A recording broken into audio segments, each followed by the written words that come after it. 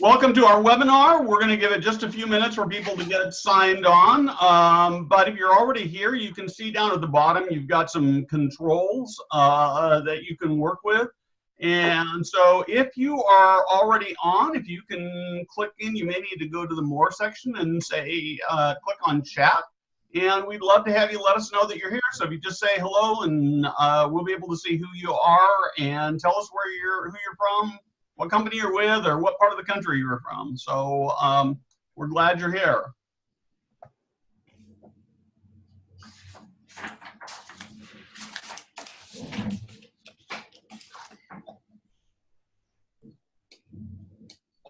Hey, Annette.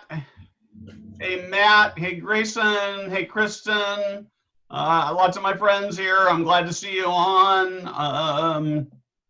Deborah, Sharon, Kevin, we're still adding people. We're going to go just another minute. Melissa, Vicky, Scott, so glad you guys are all here.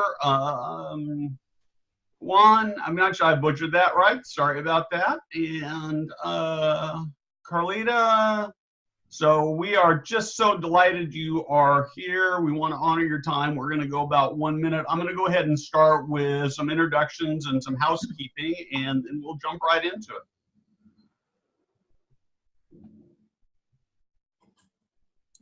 So the first, so let me actually tell you one piece of housekeeping I'm actually going to start with is you've got all of the presenters on the right-hand side, and you've got options to be able to shrink us and move us around. So most of you probably know who I am. I'm Steve Moran. I'm the founder of Senior Housing Forum. We're hosting this webinar today. I'm going to let Mike and Rebecca and Kim each introduce themselves as they are on the slide. So Mike, why don't we start with you? Hey everybody, my name is Mike Heisey. I'm a senior product manager at CareMerge. I have over 8 years of product management experience in the nutrition, fitness, and healthcare industry, and I look forward to talking with everyone today. Cool, thanks Mike. Rebecca? Well, good day all. My name is Rebecca Edelman. I have a law firm in the Mid-South. I reside in Memphis, Tennessee. I've been in senior housing, doing litigation defense for senior housing, and regulatory and other work in the space for nearly 30 years, and very happy to be here and be hosted by y'all, and look forward to discussing expectations management. Cool. And last and best, Kim? Thanks, Steve. I'm Kim Mee, Director of Engagement for Gardens Management Solutions, and I am speaking with about 29 years of recreation and long-term care experience. And I've spent the last 2.5 with Gardens Management Solutions. We have about 17.5 years of industry-acclaimed operational history in developing and consulting for senior living, assisted living, and memory care communities. And our portfolio includes 60 communities within 7 states. Cool. Thank you very much. So that takes care of that. We're going to do a little bit of housekeeping. We'll move to trends in technology, expectation management relative to families and residents, and then best practices, question and answer, and then we'll do a quick wrap up. So we are recording the webinar, and a link to that recording will be emailed out to you later today or tomorrow. We'll also take the slide deck, and it will be up on SlideShare, and we'll make that link to you as available as well. There's a section down at the bottom that says question and answers, so feel free to type your questions in there, and I'll be kind of managing those. We'll try to get to them if we can, and it's appropriate during the presentation. Some of them we may save, and sometimes we find we've got a question that we really can't answer online. In that case, we'll get back to you afterwards. There's also the chat option. I see we've got a couple more chats in there, so feel free to use that to communicate with us, the panelists, or you actually can be seen by everybody. The last thing is that you will get a post-webinar survey later today, and we just like to have your feedback on how we did so that we can get better. And of course, if you've got audio or video issues, we want to hear about that, and you can let us know in chat. And so with that, Mike, we're starting with you, right? Thank you, everybody. I'm Mike Heisey, with CareMerge, and Steve, can you go to Next slide. I'm going to give you a quick overview of CareMerge. So we are a healthcare technology company launched in 2012, and we are quickly approaching our 7th year in the senior housing industry. We have over 390 client locations all over the United States. We were started with strong investment with some of the best and brightest in the senior living community and have a great support system. And we're headquartered in Chicago, right in the middle of the country, and our team is always out from coast to coast, meeting with clients and continually improving processes. Great. And I would add they have a great office if you ever get a chance to visit.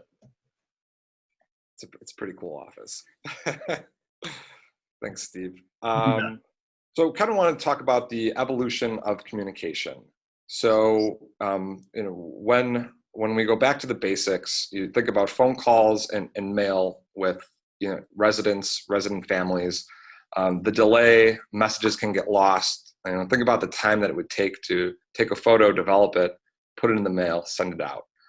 Then we come upon the age of email, and there's pluses and minuses to this. So your email inbox can get filled up. You can overlook messages.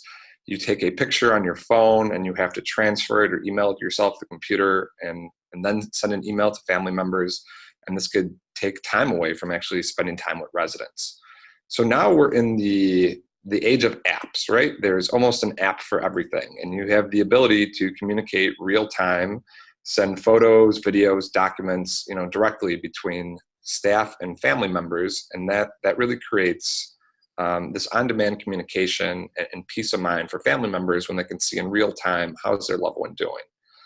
And now, in the next step, which everyone in the industry is just getting their feet wet with, is voice technology.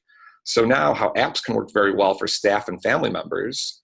We have loved ones in the active aging community that maybe don't want to use a computer or a phone, or are vision impaired and can't see the screen. And we have all these innovations coming out in voice technology that enable communication with family members, with staff, work orders, and everything in between.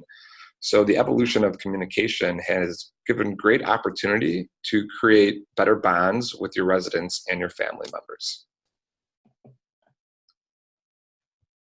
So just to give an overview of CareMerge, part of our business is engagement. So we have an engagement platform on web and mobile for staff, and it goes everything from patient records to taking attendance and messaging family members. We do have an iOS and Android app for family members that can see a resident's calendar, communicate with staff, and just check on appointments, just to see a status, how their loved one is doing, and then community engagement. And this is where kind of the forefront of technology comes in. Besides a desktop and mobile version, we're also working on voice technology with residents that can check events in their area, put in work orders, and a lot of other things on the way. So this is kind of how CareMerge connects the dots of communication.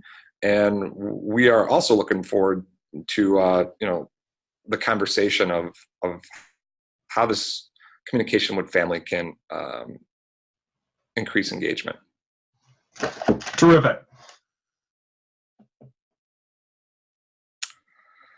So on our end, I just kind of like the closing statement, want to drive why communication is important. So within our ecosystem, we've seen good communication can lead to referrals of the community. So I'm a family member, I'm getting great updates from staff, and then I go and I'm on Facebook, I'm on social media, I'm talking about how great I feel that someone is taking care of my loved one. There are groups that people are in that communicate through word of mouth as some of the challenges and benefits of having a loved one in supportive living. So the better communication usually leads to great referrals, whether that's word of mouth or through social media. We also use an NPS system, which is Net Promoter Score. So in real time, we could see feedback and what drives people to our app. Are they telling us these are the great things that are happening? These are some things that can be improved upon, and we're in an agile technology environment and always improving our product. And all this starts with, no matter what the communication is, if you see a family member in person for the first time, if it's the first email or message that you send to them, it's all about setting expectations, and this creates better relationships from the start. And with that, I will turn it over to Rebecca. Thank you so much, Mike. Go to the next slide, please. And let's go one more. My goal today is to provide kind of an overview of what a robust expectations management program can look like as part of a larger as part of a larger risk management component of your community, and also to discuss some of the defense strategies we used and risk management techniques that we use that includes expectations management. And for a fuller understanding of that aspect of defense strategies and risk mitigation and litigation, I kind of wanted to share with you a little bit of my experience and what we're seeing in the industry as to some of the claims in senior housing, and particularly in assisted care living facilities and assisted living. And so you can get a kind of a larger appreciation of how the importance of expectations management in your risk management program, as well as how it can be a litigation risk mitigator. So one of the questions that I'm often asked is, why is senior housing, and specifically why is assisted living, a target in the industry for plaintiffs' attorneys? And a few of these slides we're going to be going through will be just a brief overview. So back when I started practicing in the 1990s, we were really just seeing lawsuits develop around the skilled care model and not in assisted living. But assisted living now is kind of the long-term care option of choice for aging in place, for resident choices, for dignity, and for privacy issues. And so the focus on skilled facilities has shifted toward assisted living, because we are more and more, because of the level of independence and also with the creation of continued care communities, we are seeing this as kind of a more expanded model that the plaintiffs' attorneys are focusing on. And then the next slide. And also, we're seeing larger corporate operators, similar to the skilled facilities in the 90s, larger corporate operators, higher acuity levels for our community members. We're seeing community members who are on multitudes, have multiple medications, who have multiple comorbid conditions, which is much different than it used to be over the past, let's say, 15 or 20 years. So we're seeing, again, kind of a skilled care model being applied to assisted living, where the plaintiff's attorney's view is and perspective is. So can you talk a little bit more about the promises they can't keep that you got there? Yeah, and I think when we'll talk about that more on the marketing side of it. But you know, in the assisted living forms, just in senior housing, what we're finding on the perspective that the plaintiff's attorneys advance is that, you know, we're the community management and the care providers are making promises such as higher levels of staffing for care, 24-hour care, promising to rehabilitate your loved one, and claims that essentially the care being provided in the community is going to surpass what standards are. And an expectations management program, which we'll discuss in a couple of minutes, Dave, really addresses that. Like, how have the family members, the residents and their family members and their circle defined the expectations for the residential care community, and how can we redefine those expectations with the families so that we can better manage them. Terrific. And also, the long-term care, the understanding that plaintiffs' attorneys have in long-term care is very specific. There is now industry data, not only in the skilled area, but industry data now with surveys for regulations for assisted living. We're getting more and more information available to the public and available to plaintiffs' attorneys so that they have some more information that they're using against our industry. And the damages are more severe in assisted living because you customarily have residents who are more mobile, who have longer life expectancy than you do in skilled if there is a fall leading to immobility, for example, or if there is a development of a pressure sore or some other condition that has a larger impact on damages than it would necessarily in the skilled setting. Again, I don't want to spend too much time on this, but the assisted living kind of in its current form is very similar to what the skilled facilities kind of the model in the early 1990s. For many years, assisted facilities were not involved in litigation, so it was an untouched industry. And again, resident needs are higher. We're seeing more. We're seeing end of life and end of life care at the site of assisted living, where many years ago that was in the skilled setting. So all of these factors contribute to an increased litigation risk for assisted living. So again, I'll run through this quite quickly, but the theories of and the importance of this is these theories of liability that we see in lawsuits against assisted living are areas where we want to address in expectations management. And so there is an intersection between these theories and how we are fully disclosing information during the admissions process and during the whole continuum of care to address these potential risk issues. You see theories of common law negligence. There was a duty, there was a breach of that duty by the care providers, and then there were damages that resulted from them. You see claims of wrongful death. We now see violations of Consumer Protection Act, breach of contract, for example, the admissions agreement, violations of residents' rights, focusing on staff and administration claims, negligent hiring and retention of staff, and then violation of state regulations. So those are some of the theories that we see in assisted living lawsuits. And these are the types of claims.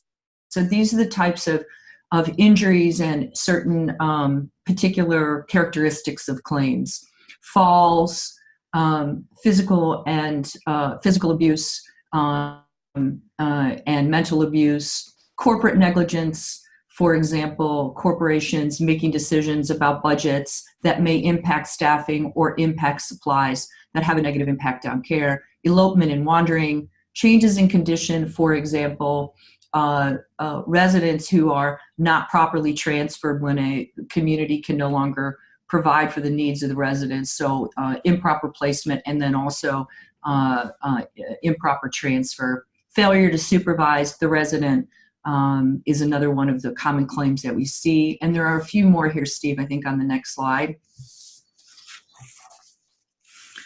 Inconsistent, incomplete, or erroneous information contained in records, improper placement of resident during the resident's admission, and we've discussed that. Medication administration errors, violation of facility policies and procedures, which again, these are all the same types of claims that we are also defending in this skilled arena. Wound issues and the development and progression of wound care, and then failure to timely transfer or discharge, and failure to maintain ongoing assessments of residents and their care plans. So those are the common claims that we're seeing. So the question is, how does expectations management, kind of what are the components of an expectations management program?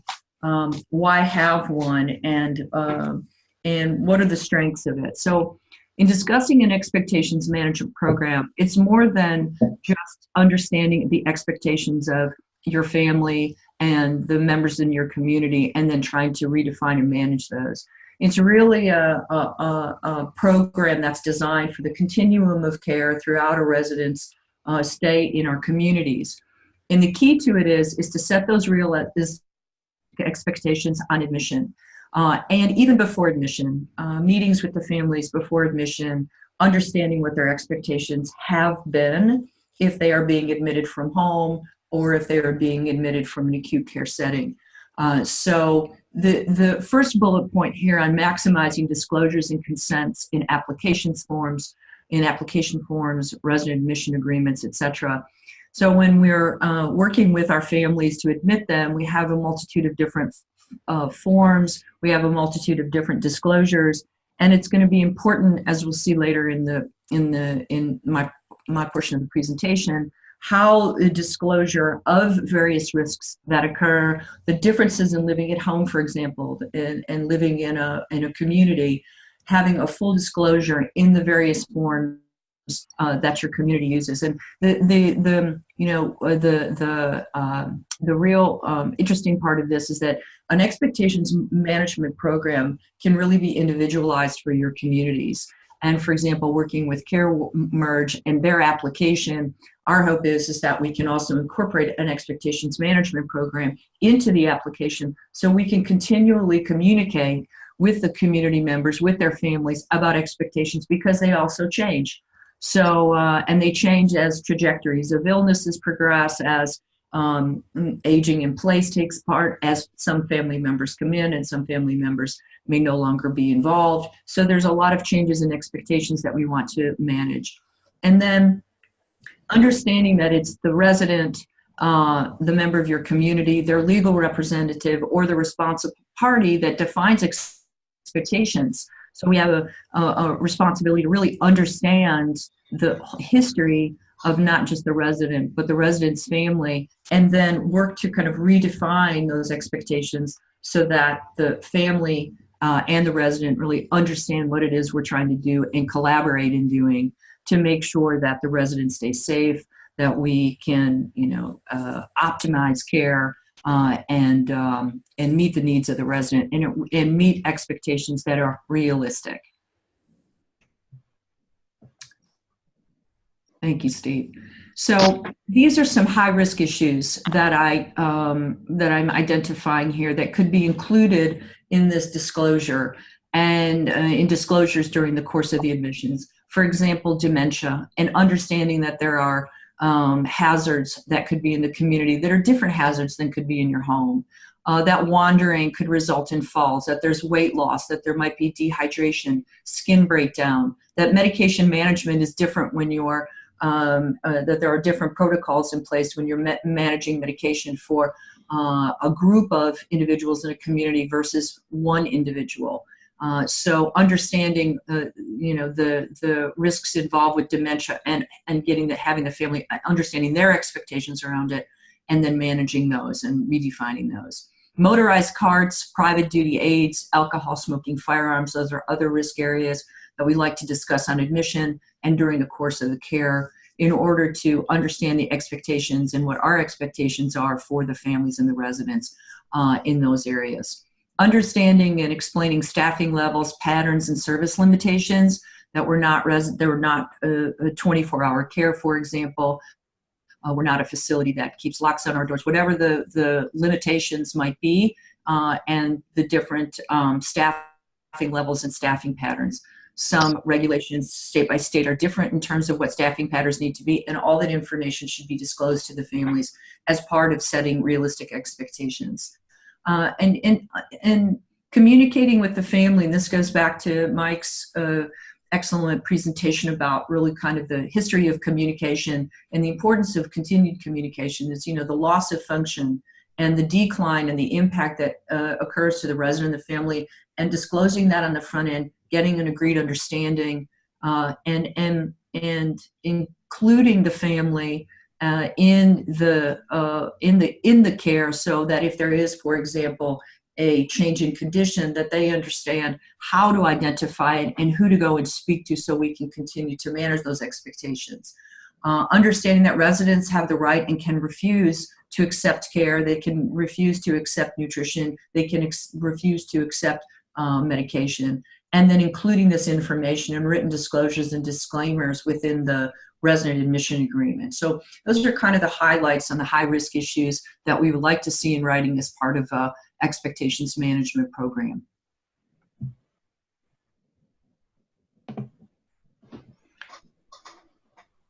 And then, again, this is a bit of an expansion, understanding that that there's a balance of risks, and there's a quality of life and an independence that our residents want and that our families want for them.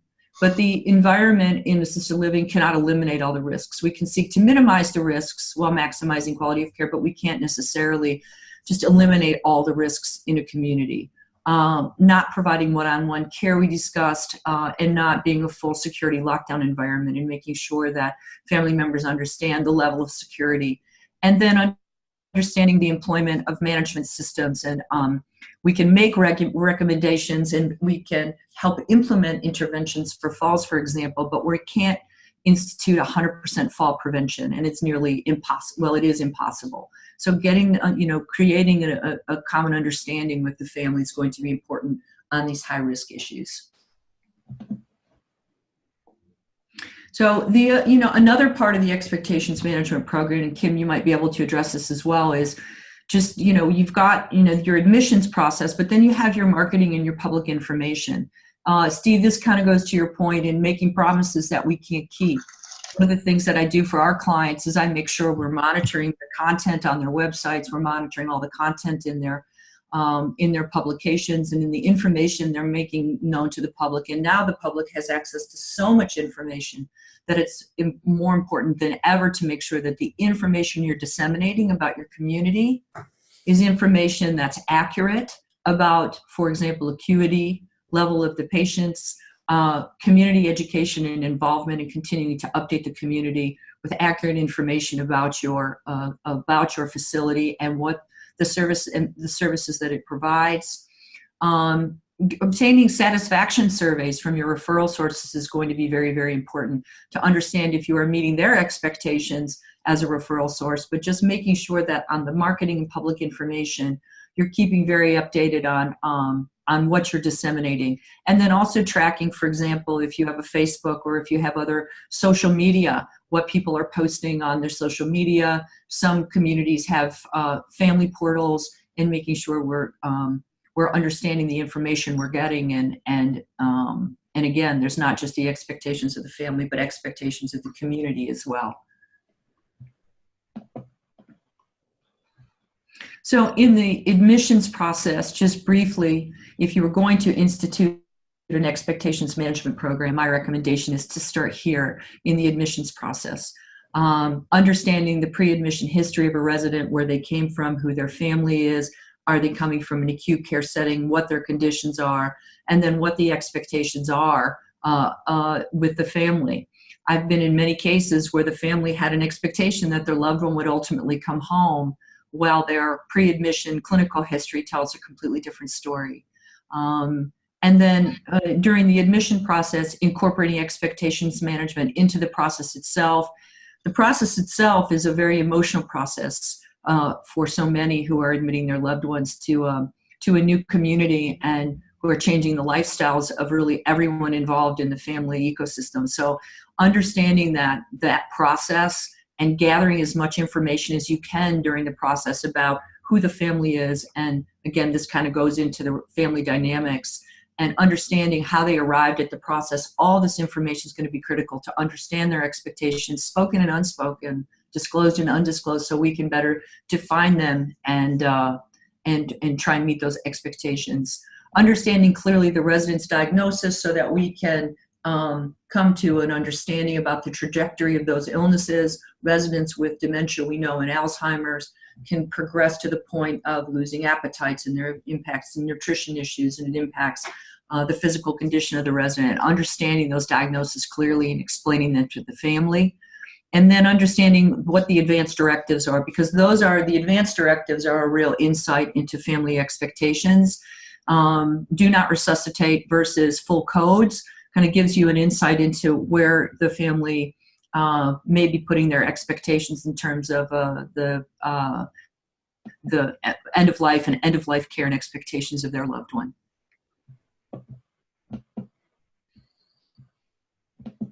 And then during the admissions process, these are some tools that you can use.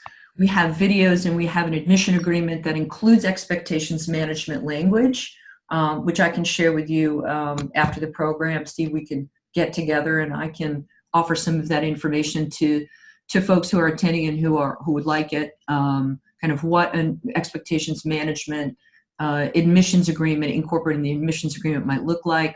You can show a video to the family about these various areas of risk and get their understanding, and have them execute a disclaimer about limitations, for example, a service disclaimer, so they understand what the community, they've represented to us that they understand what the limitations are and what the expectations are.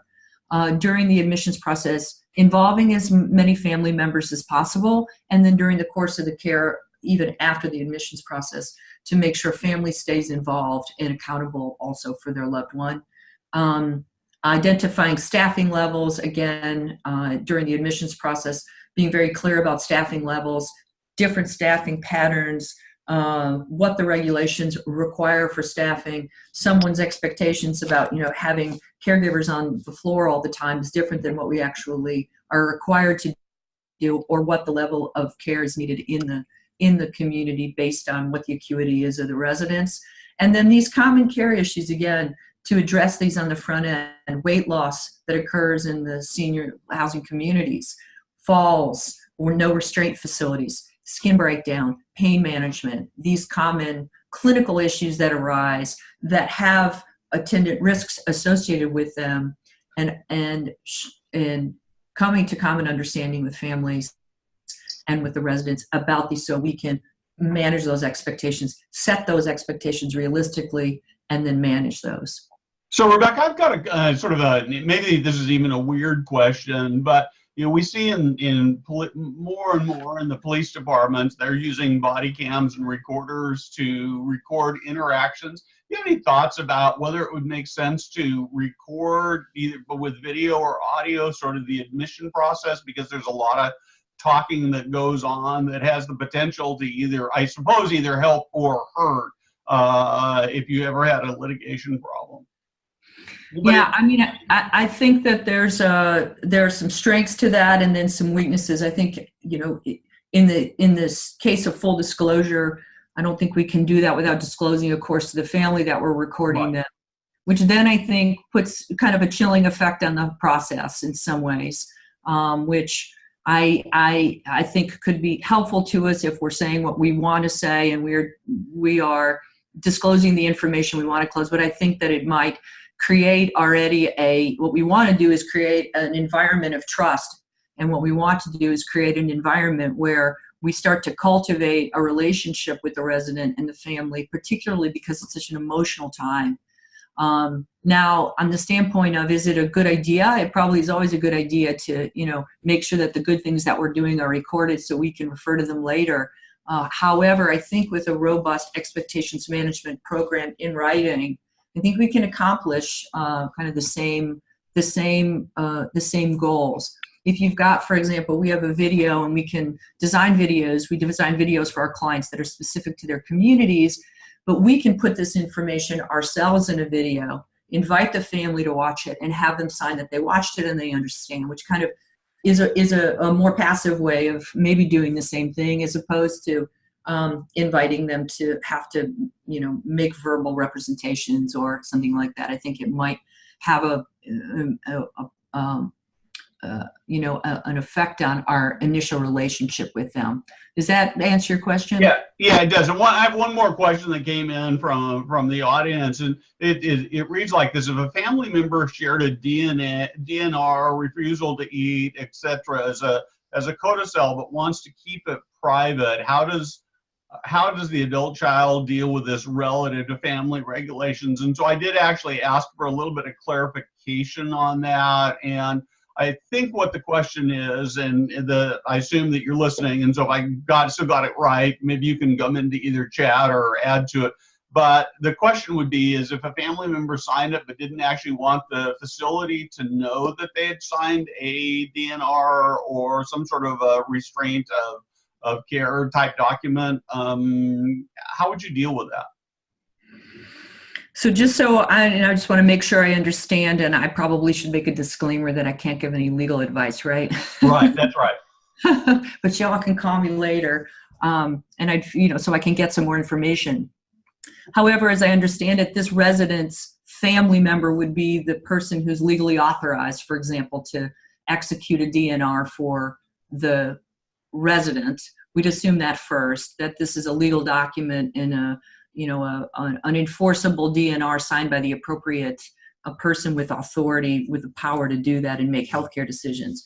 assuming that and that there is a do not resuscitate order and that there are end of life care orders, my recommendation is that, again, this goes to full disclosure, because if in fact you have a do not resuscitate, and let's say your loved one is involved in an incident, let's say they have have some kind of a cardiovascular event, they have a heart attack, they have some other event that is that needs, that where resuscitation efforts under a full code would be in place, then there can be some liability on the facility for resuscitating a resident whose wishes are actually to not be resuscitated. So from the community standpoint, making sure, like our checklist, for example, in the admissions is there a DNR? If there's not a DNR, we have a DNR completed right then and there, either by the resident if they're competent or by the legally authorized person. But if there is a DNR and we're unaware of it, I guess does that answer the question? Yeah. I mean, to me, I think the question really is if there's a DNR, or if a family has a DNR, do they have a right to not disclose that to the community? And what are the implications for the community? So here's how the conversation would go. As part of our admissions process, we're required to know under the regulations what the end of life care plan is, because we need to have they need to have a plan for their end of life, a living will, or in whatever your jurisdiction is, there needs to be that in place. So when the family says, well, we have one, but we don't want to give it to you, we want to withhold that from you, we don't want you to know what the end of life, the decisions for our family member were, we would have to document that. Frankly, to me, that raises a red flag, and I would insist on it, or I wouldn't admit the resident. I think that creates such a great risk for the community to not know what the resuscitation plans are, if they're to be given antibiotics, if they're to be given fluids, if they're to be given a feeding tube. And that's all contained in what you're describing in essentially a living will. And without that, and again, you got to check your state regulations, but I wouldn't agree to admit a resident if they were confirming to me that they were withholding that document. Okay, perfect. I appreciate that. I think that we hit it. So yeah, and if there's more on that, again, you guys got my contact information. Just this is my passion, so I'd answer these questions all day. But fortunately, you get to hear from Kim here in a second. The admissions process. This is just my last slide here. That, as I suggested, it continues on an expectations management program to discuss end-of-life issues, refusal of services, making sure expectations are reasonable, and to discuss arbitration. These are some ancillary yet very, very important issues that need to come up when discussing expectations, but that can also be introduced into the conversation later in the process.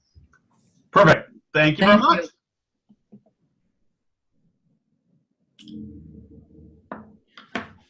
Thank you, Steve. And I will be talking about the best practices for family engagement and how we really roll this out at Garden Management Solution communities. We make sure that we are talking about what Care Merge is to our families, letting them know how they can be connected to our community via Care Merge, that everything to do with Care Merge is online, so they are using their laptops, their smartphones, their desktop computers. It's HIPAA compliant, so that will also give them a little peace of mind that anything that's going back and forth between the community and our residents' families through Care Merge will be kept safe and secure. And how we start this really is our implementation process. So our next slide, we'll talk about training our staff on who needs to know about Care Merge. In our communities, all of our staff need to know about Care Merge. We start with our management staff, making sure that they are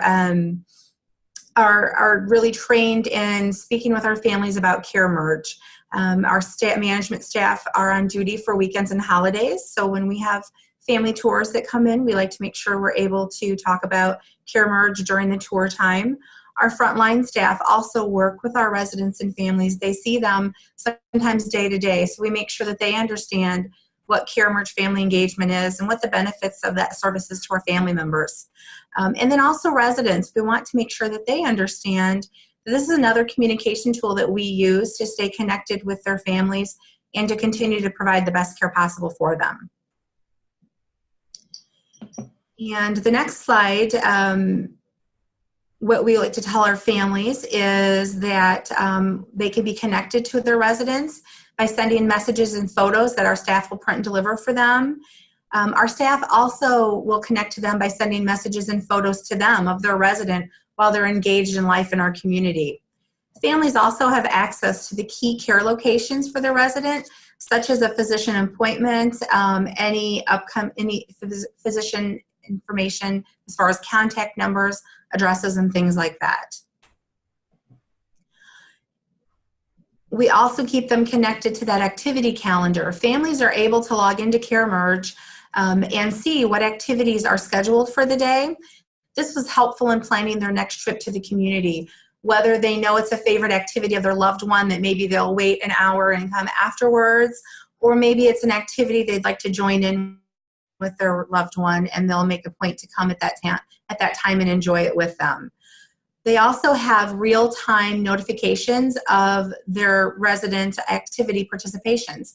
So when our activity director goes into CareMerge and logs in the attendance for the activities, that family member will get a notification that their loved one attended that activity. That's a great peace of mind for them to know that their loved one is involved in life in the community. It also helps them when they come in for a visit, gives them a subject to talk about with their loved one. If their loved one has some memory loss, sometimes they don't remember that they've been involved in life in the community and activities. And so this kind of gives a little bit of information to the family ahead of time to know that they were and to be able to talk about that with their loved one. We also stay connected with our families via the NPS survey. They have the ability to participate in that survey every 60 days when they log into their CareMerge account. And that gives us some great feedback on the services that we're offering. We also keep them connected. It's a digital age, so we are able to use CareMerge to upload our party invitations, our flyers, any newsletters, menus, or anything else that we want our families to know right through that family announcement portal. In our next slide, we'll talk a little bit about that implementation process. So what we do again is that we talk about it right at tour. Families and residents of our assisted living will come in for a tour of our community, and we'll talk about that with our families and let them know about those connections and how having CareMerge as an amenity will keep them connected to their loved one in life in the community. We also will make sure that the authorization form is signed at the time that they're coming in to sign their lease for their new apartment. And so our staff members will have them sign the authorization form for CareMerge at that point of lease signing. And then our resident service coordinator or activity director, they will send the invitation to our family members right on the computer, let them know that we have the authorization form signed. We are ready to get them into the family engagement portal. So we will send that invitation. Family members will then accept it, and we'll get notification that the family members accepted the link and they set up their profile. And then we at Gardens will also send a welcome picture. And one of the fun things that we do for our residents when they admit is that we have a ribbon cutting at their apartment door, and we always take a picture of the ribbon cutting. And so that's that first picture that we'll send to families, welcoming them to the CareMerge and Garden family. And with our next slide, this again talks about the purpose for families that I spoke about earlier, being connected to the community, giving them peace of mind, knowing that their loved one is involved in the activities, being able to see the activities, being able to get notifications of those activities they attended, sending and receiving emails and pictures, connecting to the administrator with that NPS survey. The results go to our administrators. So those are that key staff to get those results, to be able to see them right away and to act upon any results that come across the screen. And then also the purpose for staff is we want to keep our staff more engaged in those meaningful conversations with our families. And in keeping them engaged, that really demonstrates how our programs will add joy, purpose, and meaning to the lives of our residents. We also have wellness profile and attendance logs that are in a service plan that family members are able to have access to also be able to see how their loved one is involved in life in the community. And this also helps to increase our satisfaction with our families and our referrals. And this is the authorization form that I spoke about that we have families sign at the time of our lease signing. And we are able to take this form, give it to the activity director after the lease signing, then they'll go into the computer and invite the family members. And you'll notice there's several lines on there. There is not a limit to how many family members can be signed up for each resident. As long as they have their own unique email address to stay HIPAA compliant with the link, we're able to have many, many family members signed up for that loved one. And on the next slide, we have the fold-out pocket brochure. And this is a mock-up of what the brochure looks like. It actually folds into the size of a cell phone. And at the time of lease signing, when families sign that authorization form, we also give them this fold-out pocket brochure for their pocket. That way, it is another reminder for them to check their email when they get back home, that they're going to have that email invitation from their friends at CareMerge in our community, inviting them to sign up and get their profile started with our community.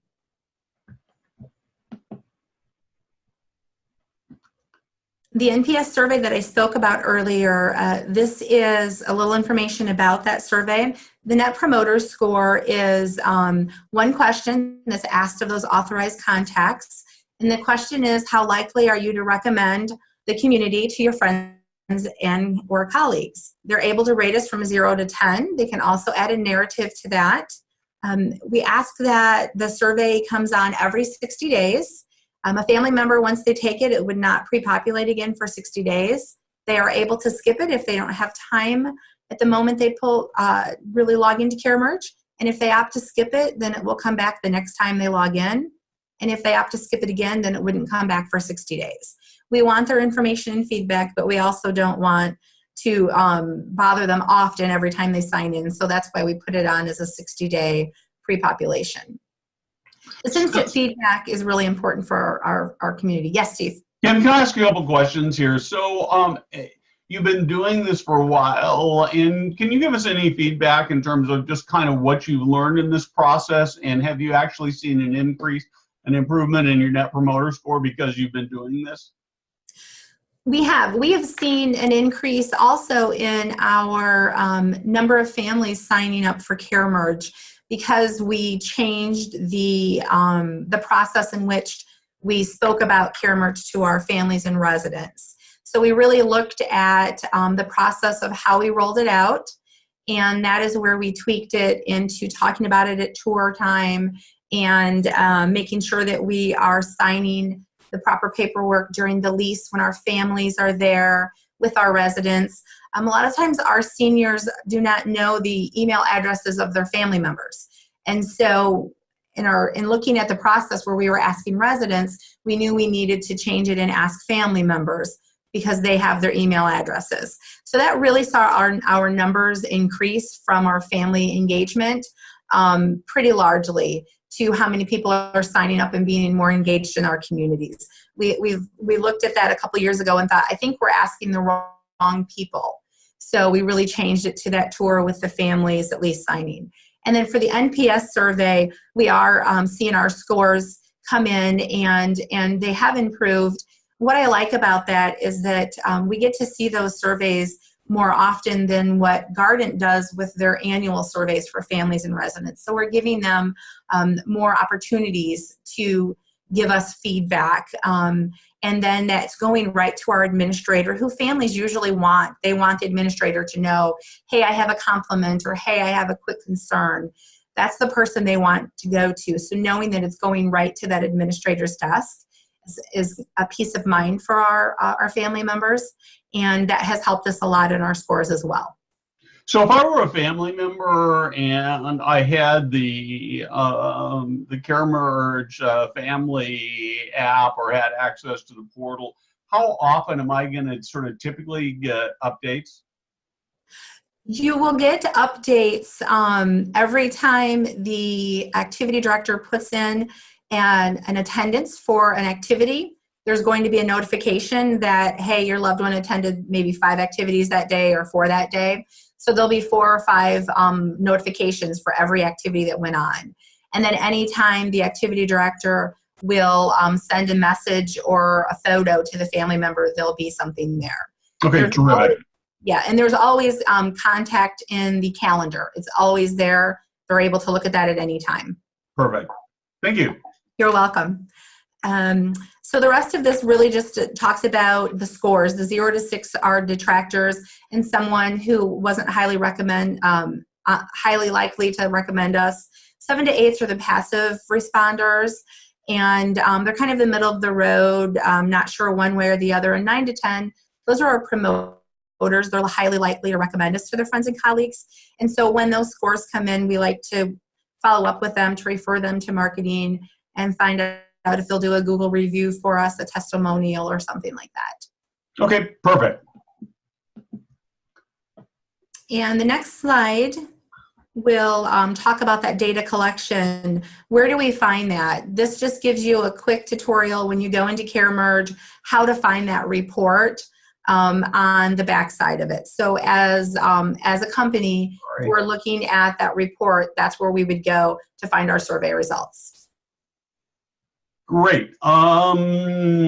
Questions, comments? Well, actually, a couple of great questions. So, how does using CareMerge impact the attendance at activities? Are you finding that it increases activities, or something else, or not changing? I have seen a couple different things. It's kind of funny that you asked that, Steve. I have had activity directors tell me, our resident, she told me that she definitely didn't want to miss bingo today, even though she was a little tired, because her daughter said, I saw it on the calendar, it's one of your favorites, and I noticed you didn't go last week, Mom, so I really want you to go. So I thought that was kind of interesting that the family kind of used that a little bit as a motivator, that, we really want you to be involved, and we see if you are or if you aren't. And so I thought that was quite interesting that they said that. And then the next question I have from the audience is this.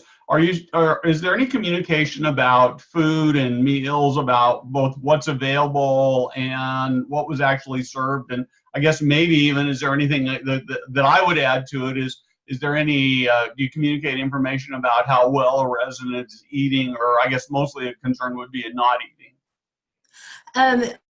Well, through CareMerge, we have, I spoke about the engagement part, which is activities, recreation, engagement, and life in the community. There are also the clinical side to that. And the directors of nursing in our garden communities have access to CareMerge and family engagement as well. So they are able to field questions and answers from families. And if families have a question or concern, I have seen the emails that will go to them asking about it. And then the director of nursing will usually pick up the phone and call the families and talk with them about any concern that they may have. So that's one way that we can use the clinical side to kind of help with that. And also, we do have several communities that put their menus right in CareMerge. So what they do is their weekly menus, they send them out as a document in family announcements, so families can see what the menus are for the week. Great. So another question for you is, can CareMerge be used for staff members to communicate to each other, or where that communication wouldn't be visible to family members? And so this would be just sort of, I need some help with this, or are you having a problem with Mr. Smith today, kinds of things that you wouldn't want family to see, but would make it easy to communicate with other staff members in the community? Well, we do have on the clinical side, there are places for notes, for the medical notes and charting for nurses. And then if there's anything more, any verbal, I'm having trouble here or there, that's not part of the clinical chart, and that wouldn't be considered part of the clinical chart, Yep. then our nursing staff would just communicate with each other outside of that. The clinical part is really assessments, clinical information of the resident.